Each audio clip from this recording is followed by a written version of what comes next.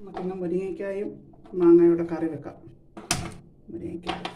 മുരിങ്ങയ്ക്കായും മാങ്ങയുടെ ആദ്യം വേവിക്കാനില്ല.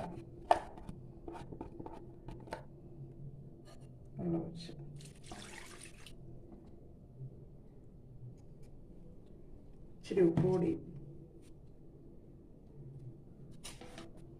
മഞ്ഞളും കരിവേപ്പിലയും ഇട്ട്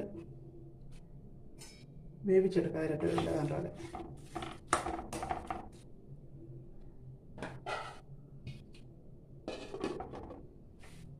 ഇത് ചേർക്കേണ്ട സാധനം തേങ്ങ, മഞ്ഞൾപ്പൊടി, ഇച്ചിരി മഞ്ഞൾപ്പൊടി, അതിനകത്ത് ഇച്ചിരി മഞ്ഞൾപ്പൊടി ചേർത്തിട്ടുണ്ട്. വെളുത്തുള്ളി, ഇഞ്ചി, കൊച്ചുള്ളി, ജീരകം, ഇതിനകത്തിലിട്ട് പച്ചമുളക് കൂടെ അരിഞ്ഞിടണം.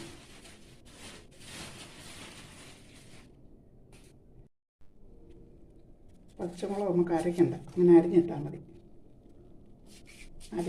അരയ്ക്കുന്നതിനേക്കാൾ നല്ലത് രുചി. വേവട്ടെ. മാങ്ങായും മുരിങ്ങയ്ക്കായും കൂടെ വെന്തൊന്ന് വെന്തിട്ടുണ്ട്. നമുക്ക് അരച്ച ചരപ്പെല്ലാം കൂടെ ചേർക്കാം.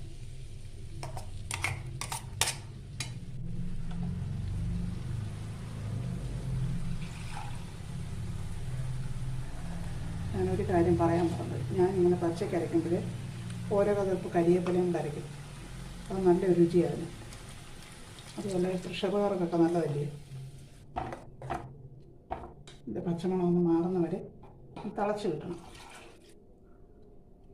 ചക്കക്കുരുവും മാങ്ങായും വെച്ചത് കണ്ടല്ലോ, അതിൻ്റെ വേറൊരു കറി ഇത്രയേ ഉള്ളൂ. മുരിങ്ങയ്ക്ക ഇടുന്നതേ ഉള്ളൂ. അങ്ങനെ നമ്മുടെ കറി നല്ലത് തിളച്ച് വെന്തിട്ടുണ്ട്. മതി.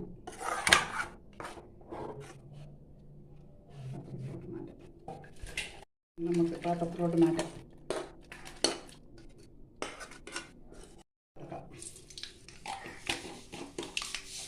കടി ഇട്ടു. കൊച്ചുള്ളി, കറിവേപ്പില, മറ്റലുമുളക് കൂടെ.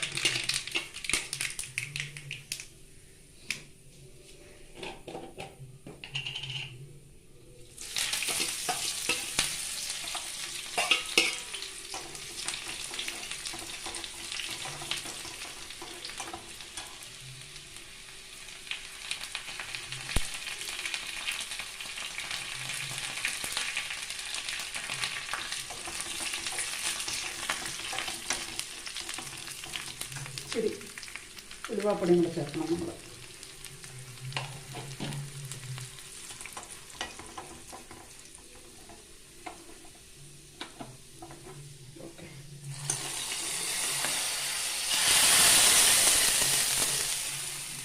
ഓക്കെ, വെക്കാം.